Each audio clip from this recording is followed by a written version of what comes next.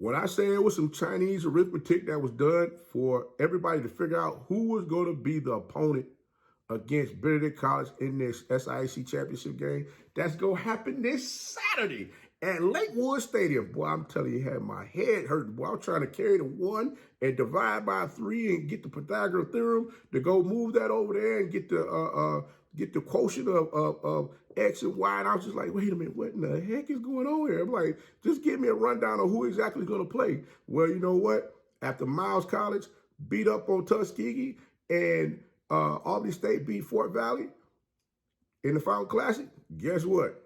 Albany State and Benedict College will be going against one another this weekend in the SIAC Championship at Lakewood Stadium in Atlanta, Georgia. And the funny thing is, these two teams didn't play each other this year, but both of these teams played Lane College, Allen University, and Miles College. So funny thing is, had the format been the original format where you had the two divisions as far as who had, who won the championship in two divisions, it would be Miles College playing Benedict College again in the championship game instead of Albany State. But you know what? The 4-4-2 process came in which they changed it up, and this is where we are right now. So guess what? We're going to talk about exactly how this game go down because, Coach Barry and his Benedict College football team is looking to make this a repeat type of year for their program because you know what? Coach Gray is coming in this thing the first time. This is his first time coaching against Coach Barry in the Benedict Tigers football program. So you already know he's going to have his way of doing things as well, making sure Albany State is ready to get in here and get this championship for them. It'll be, the second in, 3 years? So they're looking to get in here and do their thing as well. We're going to talk about exactly how this game is going to go down right after this.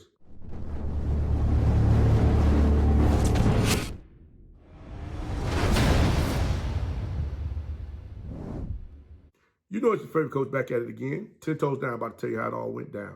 This is Tomorrow League Sports Network with your host, Coach Walker. If you're new to the channel, please like, share, subscribe. Hit that notification bell so you can get all upcoming videos. For all my leaders out there, welcome back. Y'all know the drill. Y'all know the routine. If you haven't done so already, please like, comment, and share these videos, and tap in the friend to tell them to come on in. It's nothing but positive vibes. We're just having a good time talking about HBCU sports. And don't forget, you can follow us on all social media platforms. The links are listed down below in the description. So without further ado, we're going to go ahead and jump on in this thing. Because I'm like, Coach, what you got going on over there? What's your thoughts as far as how all of this is going to work out? Guys, like I stated before, it was like Chinese arithmetic. I was trying to figure this thing out. I thought I had to go back and get the quotient of X and divide it by X and Y.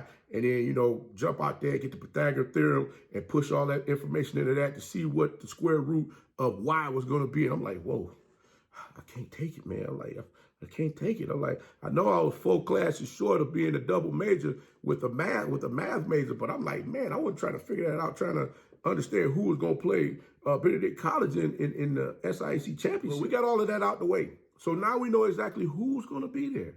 But the $1 million baby is, what can we expect from both of these teams? I know Coach love to give you guys numbers and give you different breakdowns as far as, what the offense allowed and what the defense allowed throughout the season as far as how this thing's going to stack up. Yeah, I'm going to give you a little bit of that because I want you to know that this is definitely going to be an interesting game because Benedict College has been dominating folks all season long, especially in the SIAC. I mean, they have been allowing an average of 8 points scored against them all season long. Now, Albany State, on the other hand, they've been averaging 26 points per game against opposing teams. So when I look at that, I said, okay, Coach Gary got some things over there that he's going to be able to do that's going to, shake up some things against Benedict College, and which is going to have them guessing a little bit, which is what you want to see happen because you don't want this game to get to a point to where it's just so mundane, where it's like, oh my God, we looking at this over and over again. Come on, somebody give me some pressure with this thing. Let me see exactly what these Golden Rams going to be able to do. Well, I'll tell you this. Albany State defense have allowed 18.8 points per game, while Benedict College, on the other hand, is averaging 41.1 points per game. Now, Albany State is definitely going to have to make sure they establish the line of scrimmage when they have the ball on offense because Benedict College, man,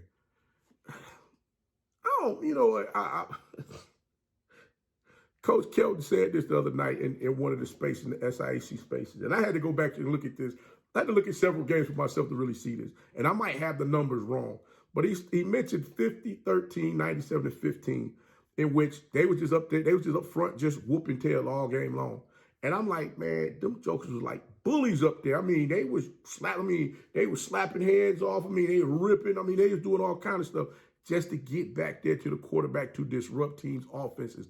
I'm going to tell you right now, Albany State, you must move your feet and get out your stands in them trenches against this team this week. You cannot make no missed mistakes against any of those offensive linemen. They're going to run that four-man front, and they're going to bring it at you all game long. And it's going to be up to you to make sure you don't allow them to get in those gaps and contain them gaps where the linebackers for the Benedict Tigers football team can go ahead, seek out where the player is going, and hit them gaps and hunt, making sure they keep you to minimum gains out there running that ball, or better yet, finding a way to knock your quarterback around and keep him from throwing the ball down the field. Again, Albany State offensive line, you hear me? Y'all got to bring it this week. Y'all, hey, it's go time.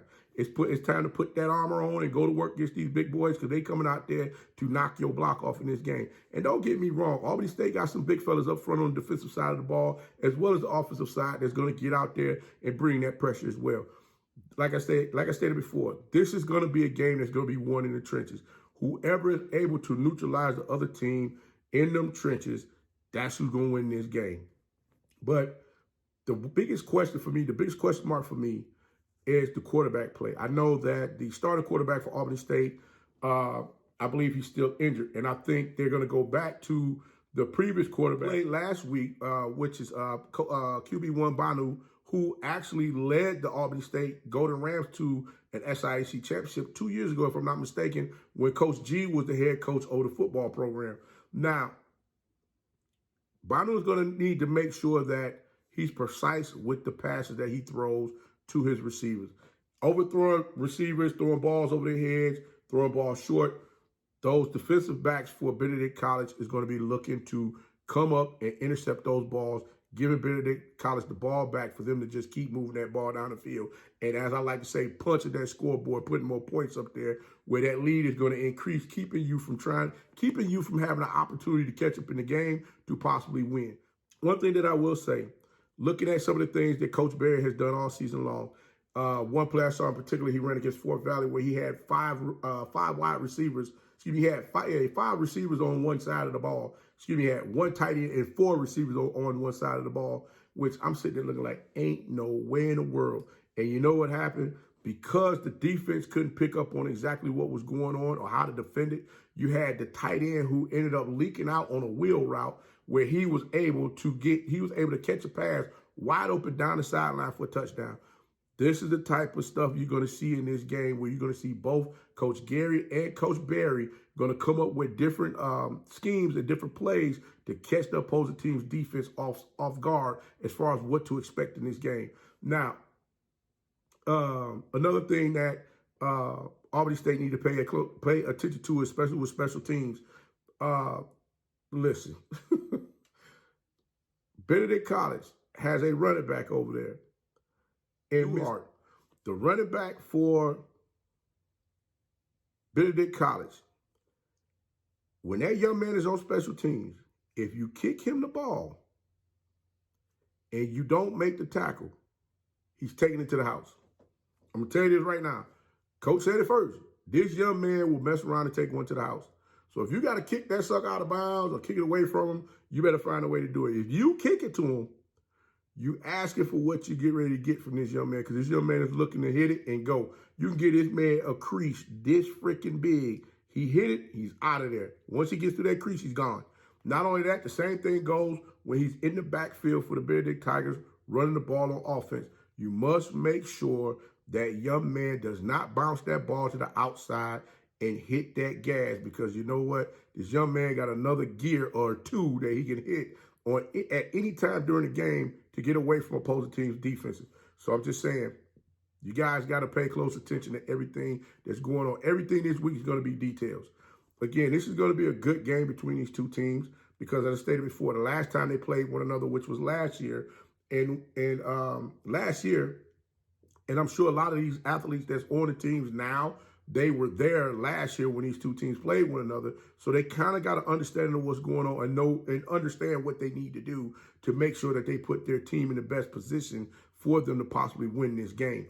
Like I stated before, the score last year was 24-20. Benedict College won that game. That game was during the season.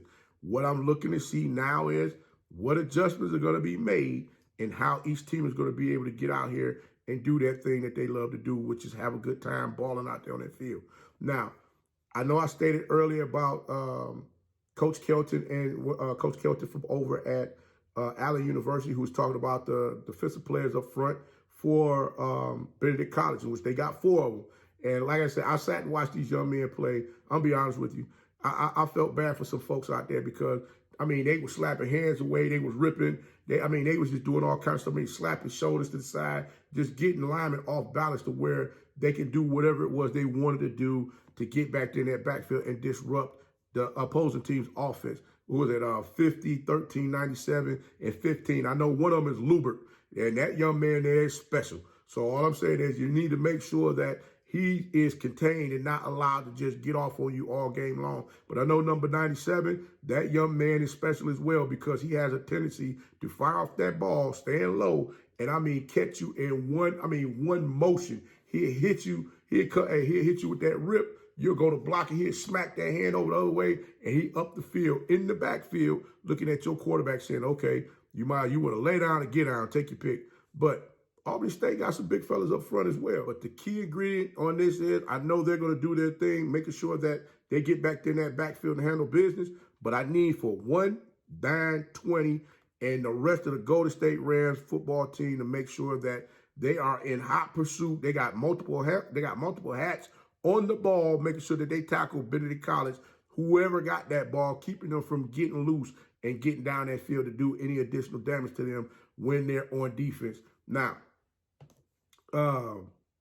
as I stated before, Coach Berry and Coach Gray, this is their first time coaching against one another.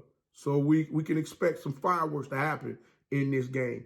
And I'm sure they're going to happen because, as I stated before, when I watched Coach Berry in that Fort Valley game with those 5 receivers, y'all going to hear me talk about this till I'm blue in the face, that threw me off. I'm not even going to lie to you. You had 4 receivers. You had the crazy thing is the play started out with the running back in the backfield. Duhart came out the backfield in motion, went over to the right side, and it's like he stepped up right behind where it almost looked like he was in a he was lined up like like he was in a wing position. And man, when they snapped that ball, it was total chaos. Nobody understood who they needed to cover. And he just caught everybody blindsided with that. And Benedict scored again against Fort Valley. I mean, they pushed the score so far out with Fort Valley just couldn't recover from it. But I'll say this, Isaiah Knowles, the starting quarterback for Albany State, who started out with them this season, I believe that young man is going to be out this game. So, again, it's going to be Banu who's going to be the starting quarterback in the SIAC Championship game against Benedict College, in which this young man has played against this team before and has won a championship as the Albany State Golden Rams quarterback. Again, he must make sure he stays within the plan and not deviate away from it and allowing the moment to become too big where he starts to make errant throws or just lose himself within the game. Albany State has the necessary players to get out there and compete in this game. So this is going to be a good game to see. And I'm definitely looking forward to seeing the outcome of this game. But I'm going to tell you this right now. What I need from everybody to do is leave your comments below. Let me know your score predictions. Let me know, is Benedict College going to repeat as SIAC champions, or will Albany State end up winning the SIAC Championship for the second time in 3 years? Whoever guesses the correct score of the football game first, Coach is going to buy you lunch. I've been trying to do this now for 10 weeks. I'm waiting to see who's going to pick up and win this thing. But you know what? Make sure y'all like the show. Tell a friend of a friend of a friend about the show. Tell them to come on in and come hang out with your favorite coach. We're trying to get this thing moving on up like Georgia Weezy. We're trying to get this thing going. So, hey, guys, like I said before, I appreciate you all for stopping by and watching the show. But until next time, be the one and lead.